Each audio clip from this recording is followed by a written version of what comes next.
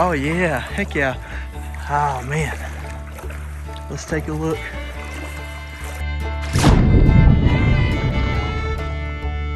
What's up guys? Welcome back to Adventure Archaeology. We're about to go jump in the creek, but before we do, I wanted to show y'all something pretty cool that I told y'all that I was gonna do. Y'all take a look at this. All right guys, about a month ago, I told y'all that I was going to set up an aquarium to look like the river bottom that I searched for antique bottles. I want to take just a second to show y'all how far I've made it with progress on this. I actually just got the aquarium yesterday and did a quick setup. So it's not complete yet, and that's why you see the bubbles on the sidewall and the wires kind of strode all over the place. That's because I've still got some work to do, but I was excited and wanted to show y'all in this week's video. Right here, I've got that broken Pioneer that I found a couple months ago, that broken Elephant Steam hutch over there, and a Hoyt's 10 cents that I've put in there, along with a couple of other decorations. I've got to work on this. I'm gonna put some live plants in there and some other stuff, but so far I'm pretty impressed with how it's coming together. But without any further ado, let's go get in the real river and see if we can find some antique bottles. I've got a hint for y'all. I've already been there and we found some good ones. So let's go see what we can come up with. All right, Randy's gonna give us a lesson on how to pick this very first piece of glass up. That's already a good sign that we're in the right spot. Well, it is not incredibly... Oh, well you hooked it up. I tried to hook my claw in from the other side. I use that cup. Now y'all saw me find one of these earlier in the year. It says Big Soda. They're kind of shaped like a Big Chief, okay? This is a nice Art Deco variant bottle from Jasper, Alabama. And that is exactly what we're looking for. I'd love to see a little bit older, but the Art Deco stuff is always fun to find and can be incredibly valuable too. So let's keep going, see if we can find some more stuff just like this. All right, we're still on the trail. There's a nice Buffalo Rock. Another Deco style bottle from the 20s or the 30s. And I just couldn't be any happier right now, guys. I'm telling y'all, the other night I sat down and said, okay, it's time to find a new spot. Where do I want to look? And a lot of people want to know how the research side of things go for me and how we find these spots. I know that often I've told y'all with creek walking, big bottom to a jar right there, that it's about finding an old town and then getting in the creek closest to it. Well, I've been focusing on mining towns lately. So I actually looked at this one mining town that I know had been searched by other bottle people in the past and started spiraling outward. And I found the spot that had an old graveyard at it, which is something that hopefully we're going to see today, if we can find it, that was on the map. And there were no houses around it, but it was kind of odd that that graveyard would be there with nothing else. Hey, you see that pylon right there, Randy? See that concrete pylon? I think that could be something to show up there where there may have been a mine. I think right around in here, there's going to be some coal mines too. But anyways, like I was saying, really and truthfully, this spot didn't have any houses on the map currently. I was just on Google Maps. So I went and got on historic aerials and pulled up the earliest historic aerial shot from an airplane was in 1951. And I couldn't make any of the details out, so I pulled up the topo for the area. And a lot of times on the early topographic maps, you can look and see little bitty black dots all over the place. And this creek had black dots all around it, and those black dots were home sites. So the more homes that were here, the more chances there are of finding more bottles. I counted around 75 black dots from a 1935 topo map. And that led me to believe that this was a good spot to come to. So we made an hour drive this morning in the frigid frost-covered air. And this water is extremely cold.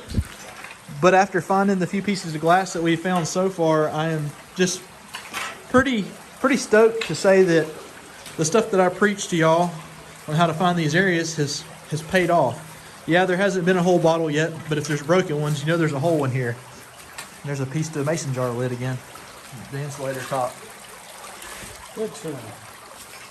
So now, if we can find a whole bottle, we'll know that we're gonna have a good day. Didn't take but about 3 steps. And there's an insulator. I'm telling y'all, research and reward. It's not always worth it, but sometimes it is. And this is a very good start to what I hope is going to be a very promising day. So Randy picked up this brick right here, and we're going to see if anything was on it whenever we flipped it over. And the first thing we noticed is you can see the fingerprints in there. So that's somebody's fingerprints from probably well over 100 years ago. definitely a neat find. And you can tell by the crude shape of it that it wasn't a machine-made brick. It doesn't look like to me. Though I'm not a brick expert. We'll leave that to Clayton, right? Yep. Blame Clayton.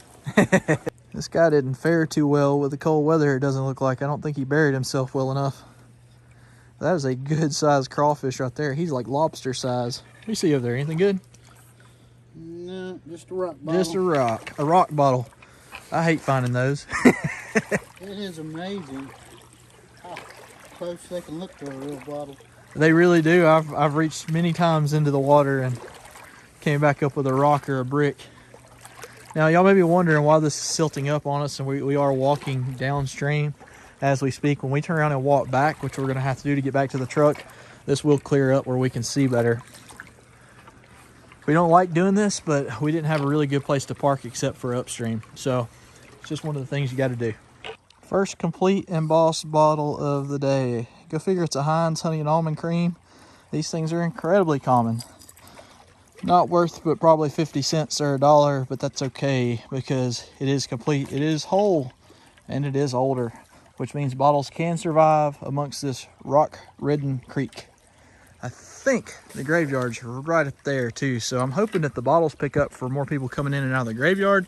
And y'all know what I always say, they put the dumps and the dead in the same area because of disease factors back in the day, so I'm hopeful that there'll actually be a dump here too, so we'll just have to see. We'll let you know when we get there. There's another complete bottle. Of course, it's just going to be a catch-up. But there again, right now, we're just looking for any reason to keep moving in this direction. And this definitely gives us reason to keep moving. All right, I see a whole bottle right here. I can tell it's going to be a hobble skirt. What I can't tell... Oh, I see another bottle over there too. It looks older, I think. One at a time, though. Come on. Let's grab this one. Take a look together if I can get it off of there. All right, this is a Pat D from Jasper, Alabama. I'm gonna put it right here in the pouch. And I've actually got my hopes more up on this one over here. Let's just see together if it's anything good.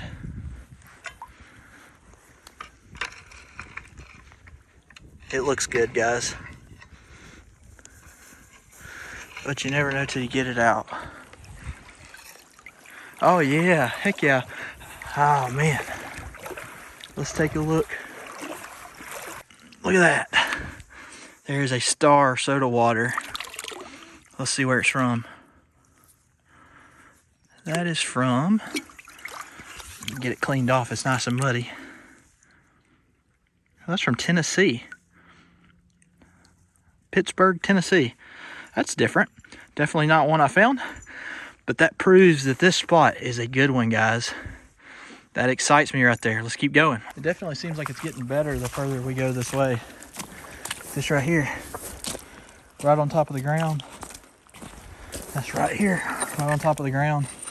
I mean, neither one are just a magnificent find, but you know, after that soda water, stuff is starting to really pick up. This is definitely the right spot for us, and definitely a spot we're gonna have to come back to. I'm gonna walk up this bank right here and try to get to that graveyard that's right here someplace. I mean, there's no road into it. That's how old it is. I'm curious to see if I can get some dates off the headstones and give me a general idea. I'm thinking it's gonna be early 1900s into the 20s, but who knows? But look how beautiful this place is. Can't believe I've never been here. And I'm actually really excited to have a new creek to walk, guys. It's always a good day when you find a new spot or new hunting grounds. All right, guys, I've spotted one right here. Oh, it's not embossed, but that is a nice old flask right there. That's a nice half pint. And you never know when one of these are gonna have a nice town dispensary on it. But that's a phenomenal flask. It's got a different top than your typical ones and looks to be much older. And that's a fantastic sign as to what could be here that we haven't seen yet. This is really deep right here though, so we're gonna have to get on the bank and do a little bit of walking around it, but man, that's fantastic, guys. All right, I'm sitting right where my map said there should be a cemetery, and it is grown up thick with briars, but I've not seen one headstone. Now, if you look at the pine trees around here, this has been logged, and it could be that this graveyard was overlooked during the logging and completely ran over with skid steers and everything in the world. I hope that's not the case, but it sure looks like this one may be lost to the times, because I'm positive I'm not far off of where I need to be. I mean, it's underneath these briars someplace. Pretty sad, guys. That's one of the reasons why I document old graveyards, because once they get lost, people forget about them. Next thing you know, logging and mining are going on right on top of it. But in either case, as sad as that is, I am beyond excited to be finding bottles in the creek. So let's walk back, see if we find anything on the way back. This one's hiding right here. Let's see what it is together. It is unembossed, but it is whole. Still on the trail, guys. I don't think we're gonna have enough time to find everything today. The creek splits in so many different directions. I feel like we've been going in circles, but we're still finding stuff. All right, I got another bottle right here. It looks promising, but you can't never tell until you pull it out. It's embossed. It's another soda water. Where's this one from? Wow. That's from, man, it's pretty corroded. It's from Tennessee. I'm gonna think there was a railway right here.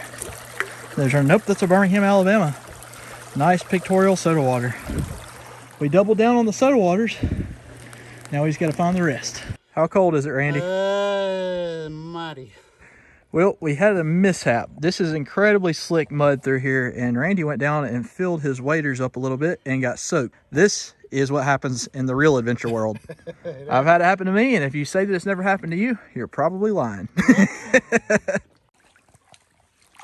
This spot just keeps getting prettier, guys.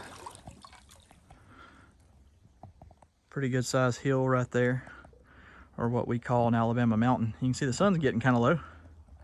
So we're gonna head back out of here. All right, guys, we had a pretty good day to be a scouting trip. We did get the 2 soda waters, the one from Pittsburgh, Tennessee, which you can see right there on the bottom. Actually, it was this one, and they still got gravel all in them. This is the Pittsburgh one. This is the one from Birmingham. Both are in good shape with no chips or cracks that I can see. Obviously, you never know till you get them completely cleaned up. But you get that really nice whiskey flask. The only thing that's embossed on it is the half-pint full measure. We got the Jasper Coke bottle. We did get the Heinz honey and almond cream, and we got a couple others that are scattered throughout the truck. But the real find of the day was this soaked shirt from Randy falling in the creek. It was cold. It was cold. But I made it. Yeah, he did make it, and now he is babysitting my dogs over there. He's keeping them busy where I can film this. So, if you enjoyed the video, be sure that you're subscribed, and we'll catch you guys in next week's adventure.